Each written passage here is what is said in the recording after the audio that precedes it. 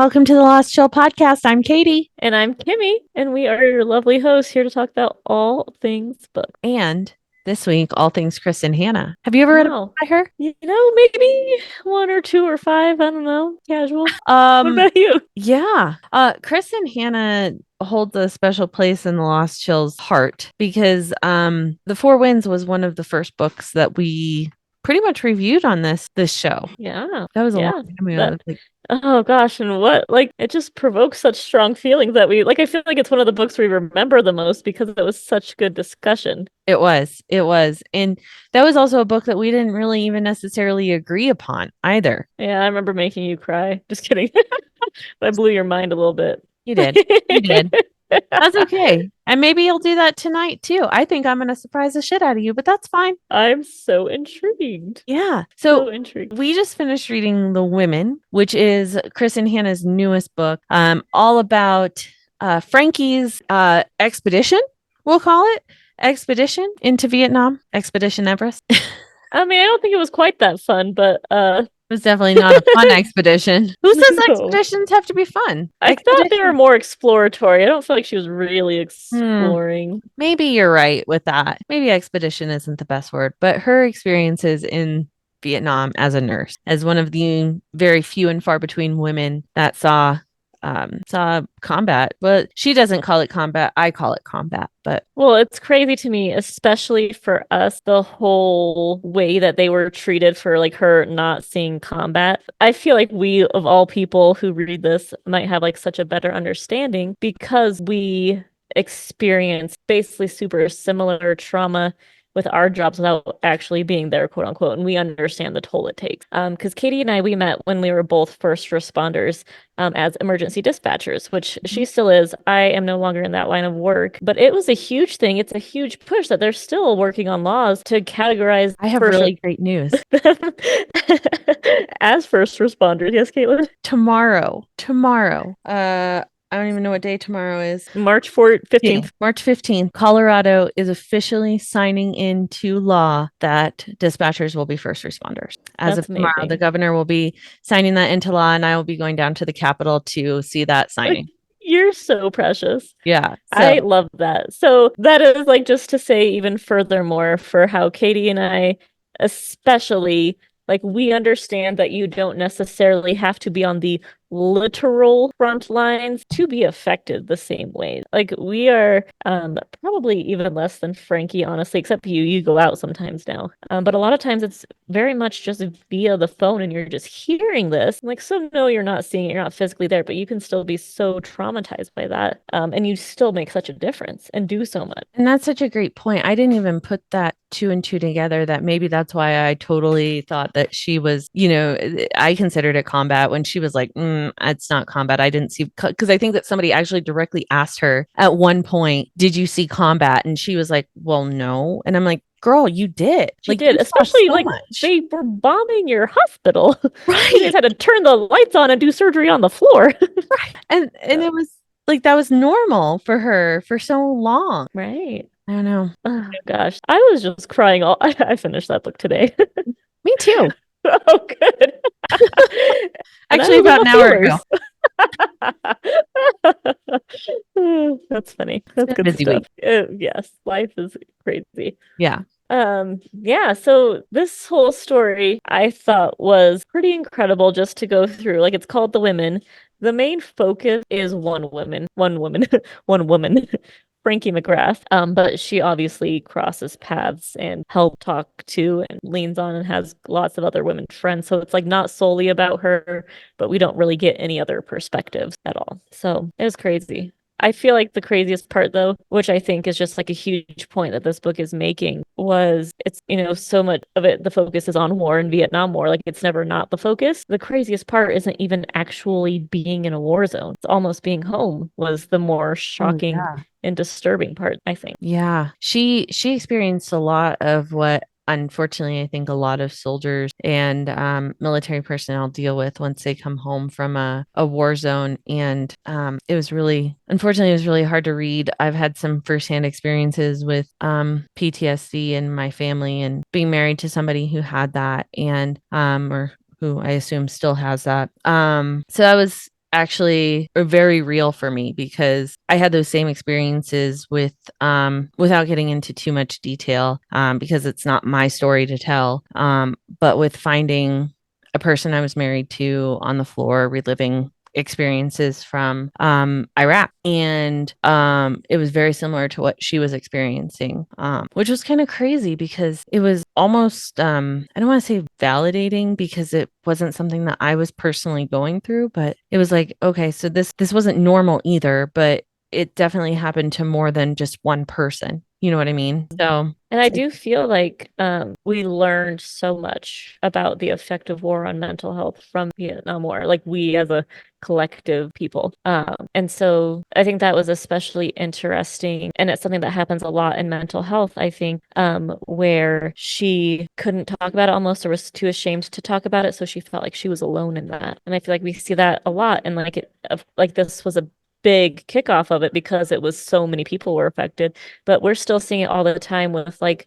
motherhood and postpartum depression and how you can feel so ashamed to be having those thoughts or those feelings when you're supposed to be so excited for the new life you created kind of thing and you're like it's kind of crazy and then when you hear about it when you hear how many moms do have intrusive thoughts or have these scary things going on you're like I literally thought I was crazy and I was so ashamed I couldn't talk about it. I think that stigma is hopefully turning the other way now, but it's still there, certainly. And this is, you know, almost 50 years later, and mental health is still there's still a pretty big stigma around it, unfortunately. Yeah, I think we're at such a great like time. It's not going to be forever because like as we said, we've both been first responders, but we have seen such a huge, it feels like poor taste to use the word explosion, but oh God, but it feels like an explosion of availability of mental health for first responders, for all these people, for people like we just see psychologists left and right because we've been in that world who deal specifically with veterans and first responders and like how it's become such a specialty. And so there's still a huge stigma about it, but it's like so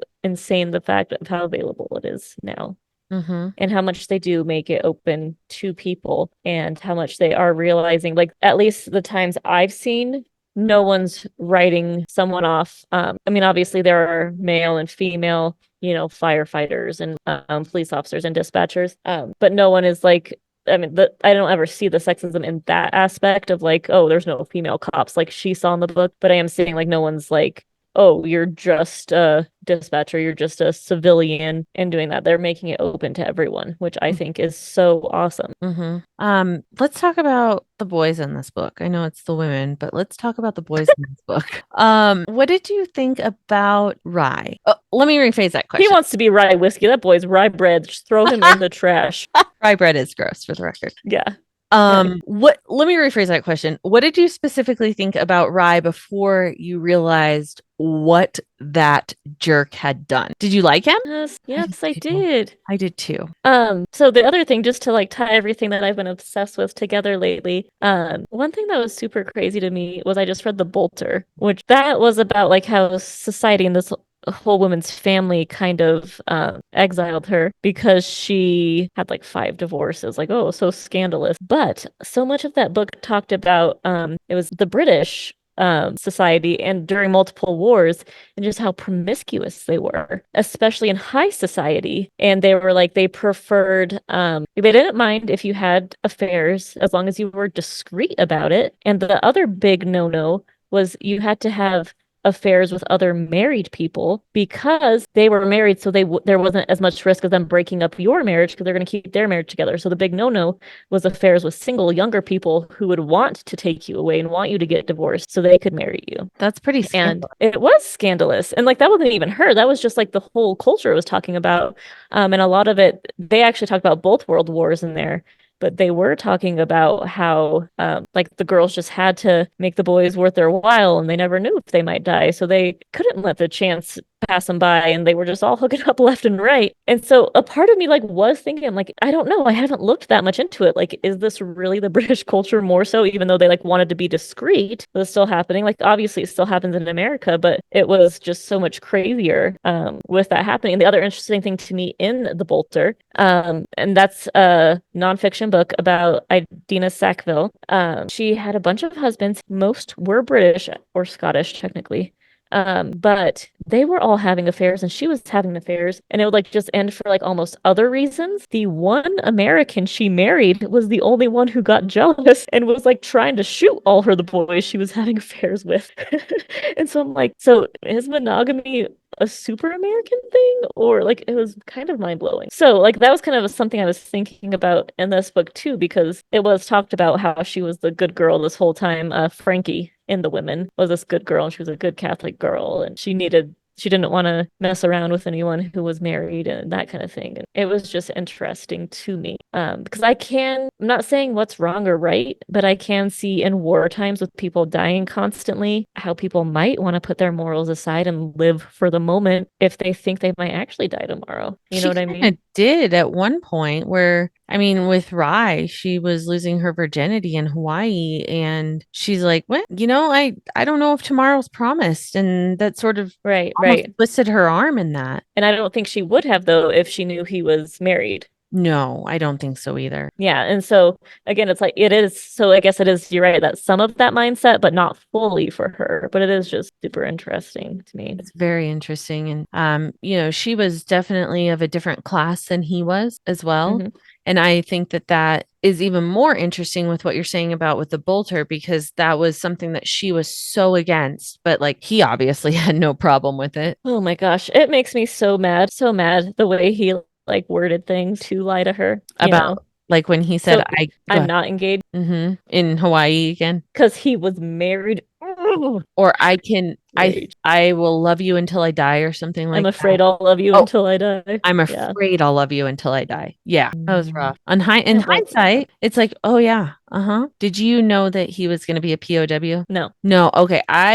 I was hoping, I didn't know that both him and Jamie would be POW. I thought Jamie would be okay, but I did forget about him for a long part.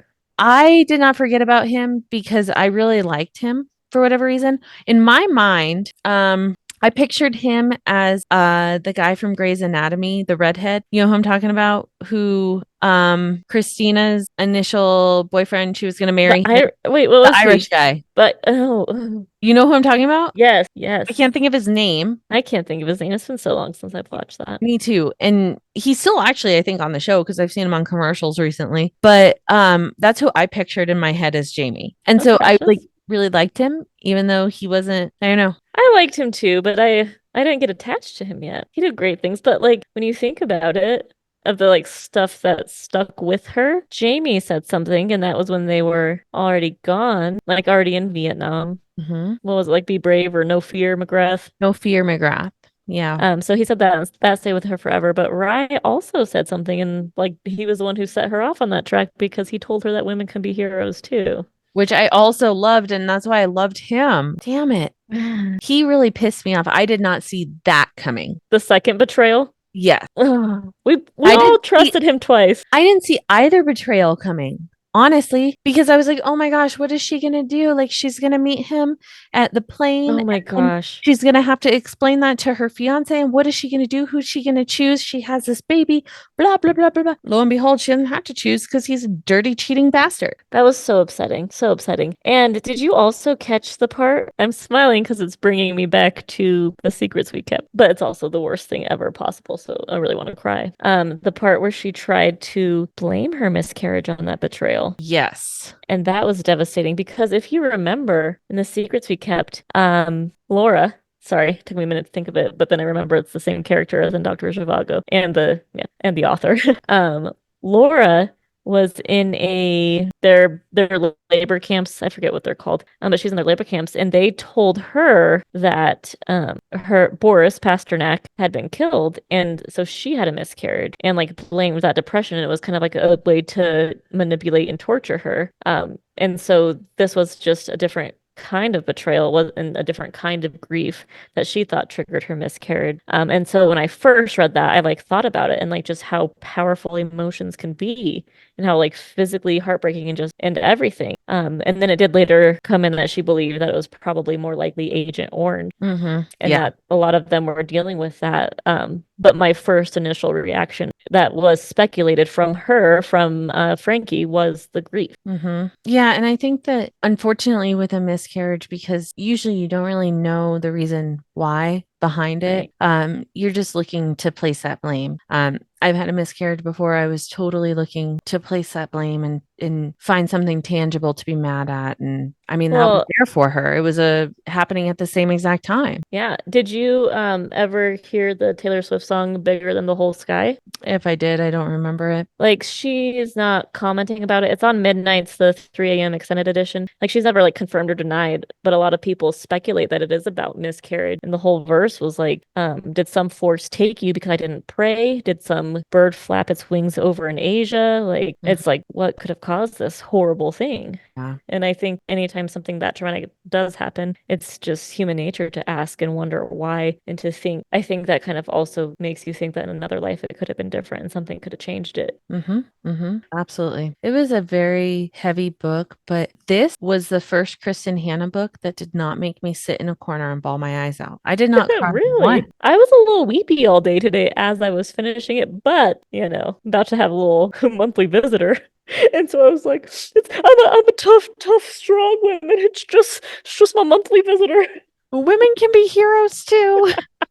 And so who knows? Who knows Yeah. if I It's very but strange. I expected this book to wreck me, and it did not. I don't know. and it was really heavy. It And was. pretty dark too. Like even just thinking about like the ways that they handle things when people were suicidal. Because, mental health holds are still a thing, but at the same time, like, I don't know, it's not that was Yours rough. seemed very successful though, and I don't feel like they all are. No, absolutely I not. feel like that was probably the one thing, the one critique that I would have that maybe wasn't portrayed in the best or most realistic way. Right. That once she got actual help, there was no further relapse. Correct. Yeah. That it's like, oh my gosh, that's exactly what I needed. And I feel 9 times out of 10, it's the exact opposite way that it's going to take 7 more relapses and, Right. 10 more incidents for you to truly get the help that you need. Right. And the other thing that kind of bothered me was the kind of insane privilege perspective that was given. Because if we had had this from, like, I don't even necessarily know, like, I don't remember how much, if any, super poverty like Barb or Ethel were in. I don't think it really talked about that. Like necessarily their circumstances, but I don't think any of them had parents who could just buy them houses No, and I buy don't them think so. cars to get their life back up and pay for this 8-week rehab. Mm-hmm.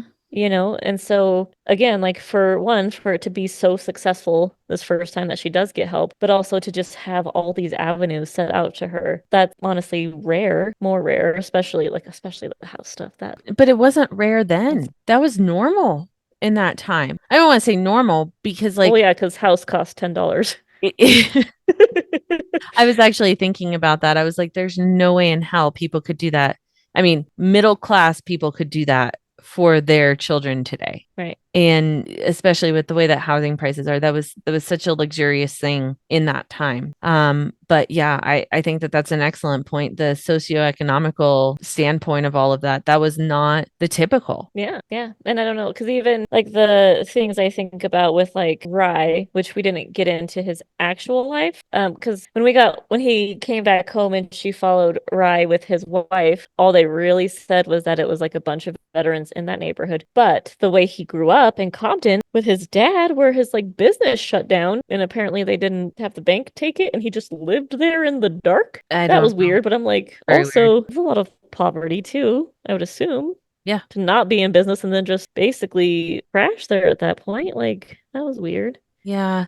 Speaking of his father, there was a part of that interaction where Frankie went to go see his father because she was trying to plan a party because he was supposed to be coming home stateside in like 20 some odd days. And she thought that that would help her anxiety and depression and all of that. And she doesn't even introduce herself to him. And he says, I know who you are. And there's going to be none of that. And that's when he tells her that Rye is dead. Who do Yeah. you Yeah. think that he thought that she was? Do you think that he thought that was his wife? Maybe. Hmm. I don't know. I don't know how those things work. You would know more. Like, how does that notification, like, is it parents and spouse? Usually, yeah. Because, or like, because it's not like one trumps the other, and like you can only have like one, and then they have to tell the other people. Yeah, it's at least when I was a military wife, I believe it was like, I mean, that was a whole lifetime ago. It was like next of kin, and it would be the wife or spouse, and then parents or whoever you deem to be notified, essentially. But I don't know if that's how it was in Vietnam era. It was completely different, Right. Right. It's so weird. and it could be Um, completely different now. yeah, yeah, stuff does change fast. I feel like he had said though, like they came and notified him like 3 days before she did. So like, how do you think he would have treated her if she would have come 4 days ago?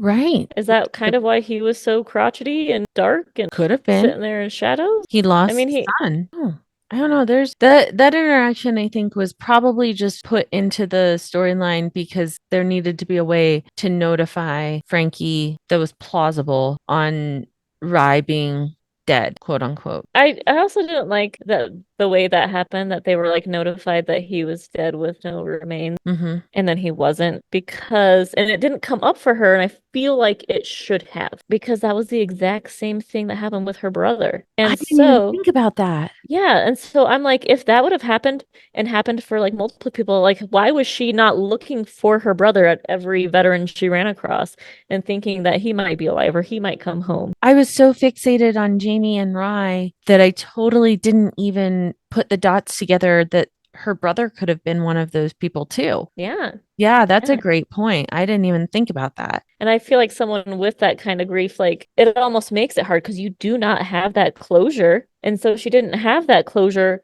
with any of them. And then when a lot of them come alive, like I feel like that would make it so much harder to truly grieve and get closure with her brother. Yeah, yeah. Unless, I don't know, she saw ghosts of her brother. She didn't see ghosts of the other one, and she did wonder with Rye. She's like, how can I not know that he's dead? How would I not feel it? And maybe that was a clue. I don't Maybe it was. Maybe it was foreshadowing. I don't know. I think that I probably almost would have been shook more if her brother was a POW as opposed to like Jamie coming back from her thinking that he was dead or that Rye being a POW. I think I definitely would have been more shooketh, as the kids say. And You're so hip. I know. And I think I would have guessed, although those last couple pages of the book when Jamie came back, like I was very shook. And I feel like too, I don't know, because it was almost like too neat and pretty. And I need to go over everything. So it's like, one, I need her to freak out and wonder when her brother is going to come back because of the same situation. But two, she's not going to believe Jamie that he's divorced. Are you kidding me? She's That going to is be like, also a good point. okay, Yeah. bro, I've heard this story before. Been there, done that. She's gonna be like, okay, let me see the receipt. Right. Let Yeah. me see the receipt. But I So, have a feeling that he is divorced.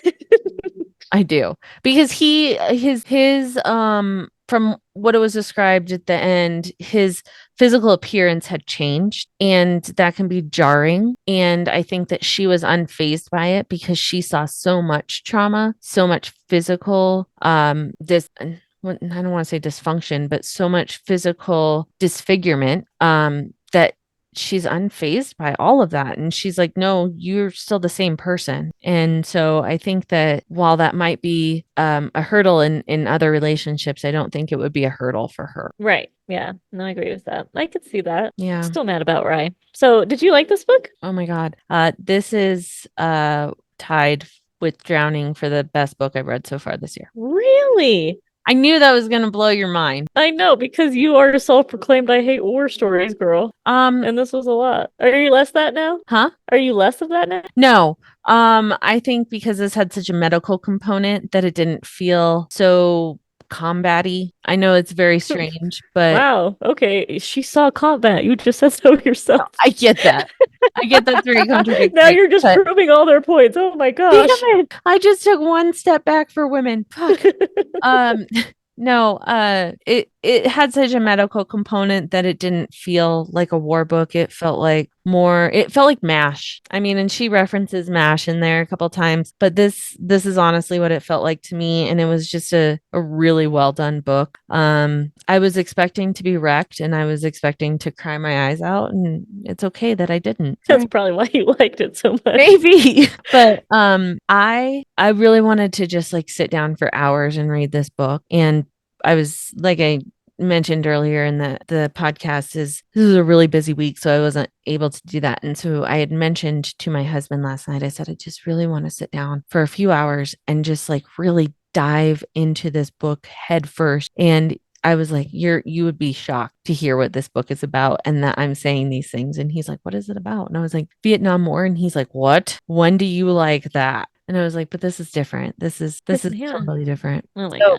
God. Have you read any other Kristin Hannah books since the format besides this, obviously? I don't remember which order I read her books in. I think I may have read Firefly Lane after. Yeah. I reread that. I liked it more the second time. Did you? But I think one of my top favorites might be Fly Away, which is the sequel to Firefly Lane. I have not read that one. Yeah. I already I know needed the answer. Sorry. Oh, sorry. I was just gonna say I needed to know in advance in case anyone else needs. I needed the spoiler for Fly Away that gosh, what's her name? Kate? Nope, the other one. Tilly?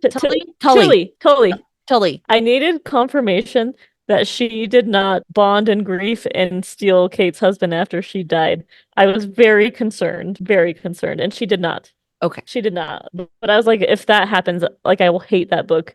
I don't even care about like what it's about. Like I will be so furious. Burn And it so like alive. I needed to know before I read that. And so we're good. That does not happen. All right, good. So I already know the answer to this question, but I'd like you to share. Okay. What is your favorite Kristin Hannah book? The Nightingale. Okay, so how does The Nightingale, which is another war story, how does that compare to this one for you? I think I was much more attached to the characters, and it was also sisters. So there were two perspectives kind of, and I liked that. And they were like just vastly different. But I felt it was more like relatable. Like this one, the women felt more to me like, wow, that all sounds very messed up and crazy. I can't believe that happened. Can't believe people were treated this way. I can't believe this existence in reality was denied. Mind blowing. But I couldn't ever like really see myself in it, if that makes sense. Whereas with the Nightingale, I was like, yep, I'm there. Do that. I totally relate to that. I can see where they all are.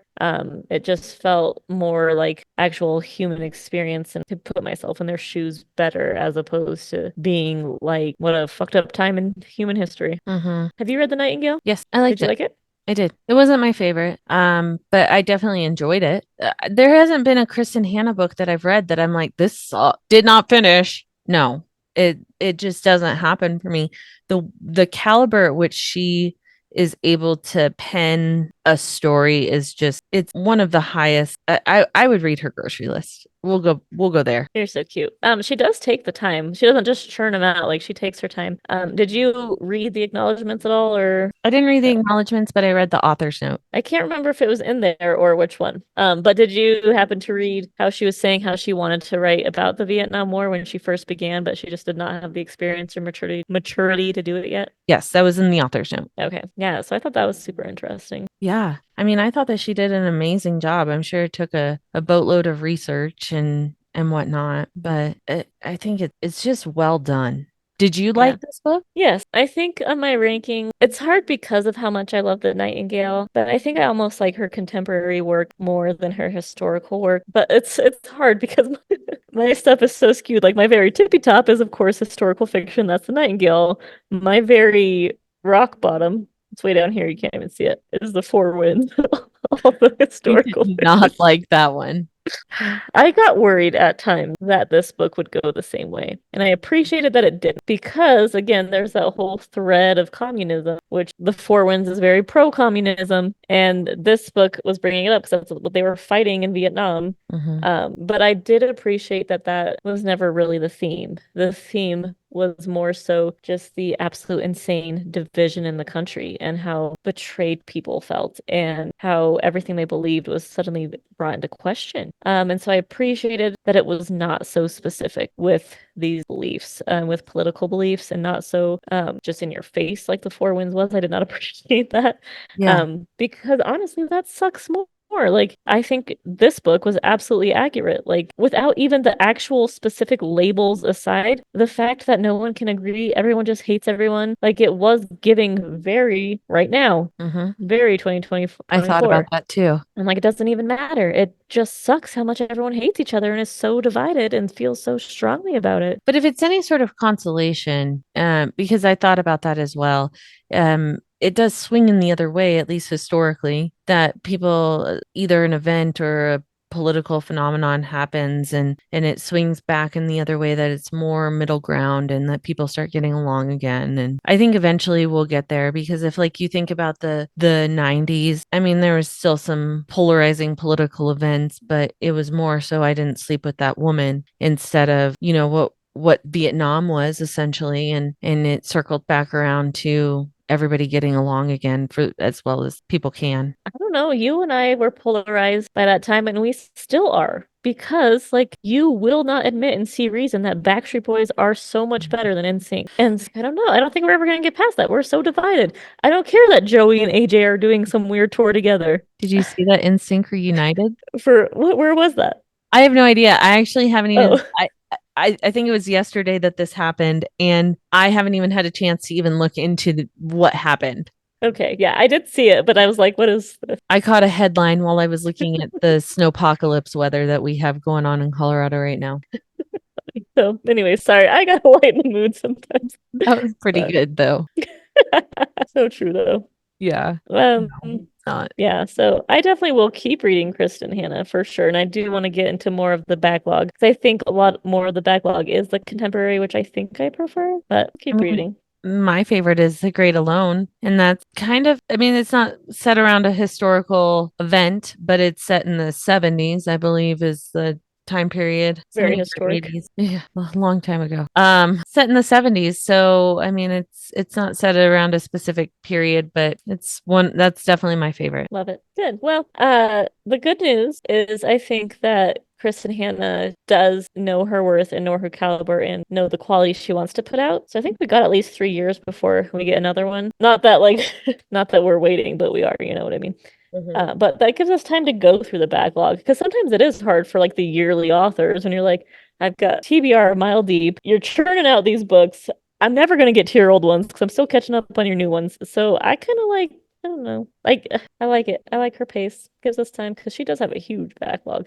Or Rebecca Yarros, who we determined punches out two a year, you know? I don't Absolutely insane. I mean, but if you think about it, like the amount of research that I'm sure goes into what Kristin Hannah had to do for this, for the Four Winds, I mean, that's the last two books that she pumped out was two historical fiction books. Yeah, It's a lot yeah, of that does research. take so much research. Yeah. And in my opinion, and not being a huge history buff, I think that they were pretty fairly accurate. Yeah, yeah. So good for her. Well, thank you, Chris and Hannah, for these books. Like, we do love them. I may have some strong feelings about one of them. Whatever. Okay. It is It's what it okay. is. I think what's really cool about her too is that we both very much enjoy Kristen Hannah, but we enjoy all the different books. Like, Yeah. I don't think, except for Firefly Lane, that there's really one that we're like, yes, yes. And we're both like, yes, that is a favorite of mine. So I mean, that makes her a pretty diverse author. Yeah, yeah. Like, there's something for everyone. Like, you can't just write her off. So Is this a book that you'll recommend to people? yeah, I'd say yeah. But I don't feel like people need recommendations. I She's don't. gotten there. People just trust her. Everyone loves her. I don't know anyone who is like, not really that interested, and I've never read anything by her.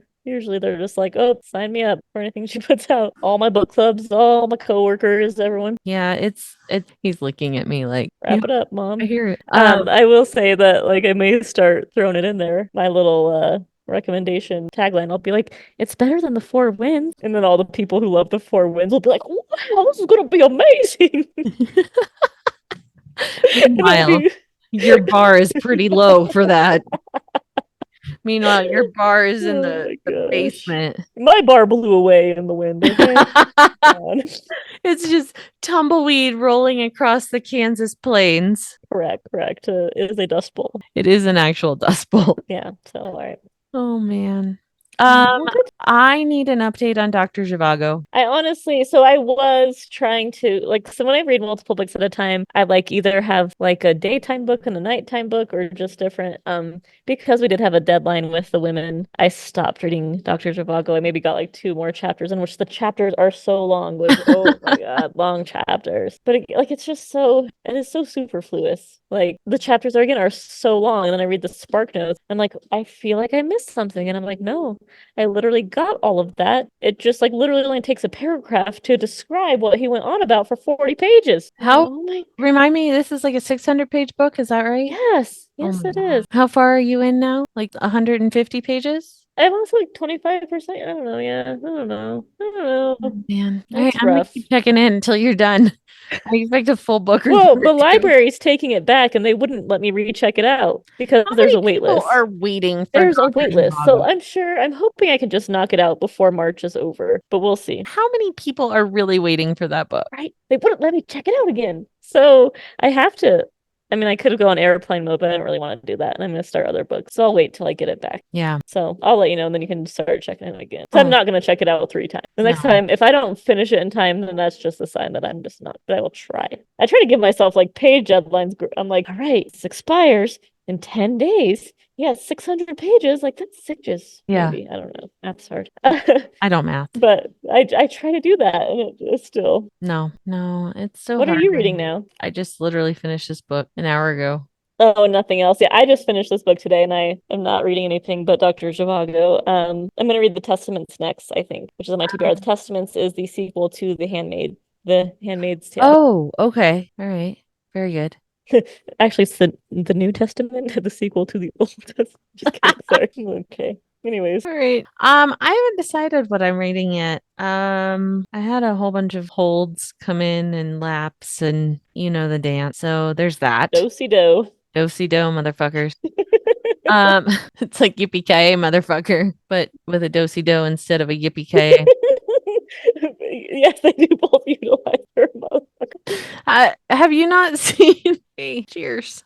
Have you Oh, cheers, dude. have you not seen Die Hard? Okay. No, I have, but it's like Okay. do-si-do, motherfucker, and yippee-ki-yay, motherfucker. Literally nothing in common except for the motherfucker.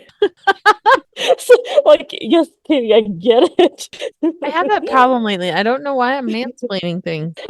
My children do that, the young ones. The older one probably does too. Do-si-do, But my motherfucker? yes, the youngest does that, and it's crazy. She also she'll ask me a question. She'll be like, "Can we go to the park today?" And I'll go, "No, it is a blizzard out and it's just too cold. We're not going to the park today." And she'll go, "No, mom, can we go to the park today?" Like I'm an idiot. And I'm like, I understood the question. No, stop asking me the same question with enunciation like I'm an idiot. Right. She's 3, does that to me constantly. Anytime she doesn't like the answer, she'll just say it again slower like I am too dumb. I've got a fun life ahead. I'm 37 and still do that. So good luck. But I think that I do it more because I'm processing things. I think that it sounds really dumb, but I think it's more of me processing it than like me trying to dumb it down for somebody. If that's Fair, any that's fair. consolation, it doesn't come across that way, but that's what it is. Sure it is. Well, I love you. I love talking Kristin Hannah books with you. I hope you have a splendid evening and all of our listeners do as well. Taylor Swift is about to do some things, and so I have got to go refresh my Instagram feed a million times. And if nothing happens, I don't even know what I'm going to do. But that's not going to happen because something is going to happen, you know? Okay. I Does don't that know make what's sense? going to happen, but I trust you because you got the deep. I'm predicting everything is going to, like, I'm predicting lots of stuff on Disney Plus. 4 things to be exact. The Heir is Oh, Tour being one. So I think we're getting 3 more things on Disney Plus. okay. That's my prediction. Okay. All right. Well, Leave you to it. I will leave you to the Taylor Swifting. And yeah, I'm gonna go to bed because it's Sweet dreams. Taylor Swift time is my bedtime. My brain just went, sweet dreams, motherfucker. Yippee motherfucker, dozy do motherfucker, same thing. They're all the same. All 3 of those things. Same. Have you Yeah. even seen Die Hard? Every Christmas, motherfucker. I just want to make sure you don't have the greatest movie selection My husband makes me watch that. It's on while I'm like putting presents under the tree, so I can't avoid it. because it's a Christmas movie. I'm gonna leave that there, and you have a good night with Taylor Swift. Good night, always. All right, see you later. Bye. Bye.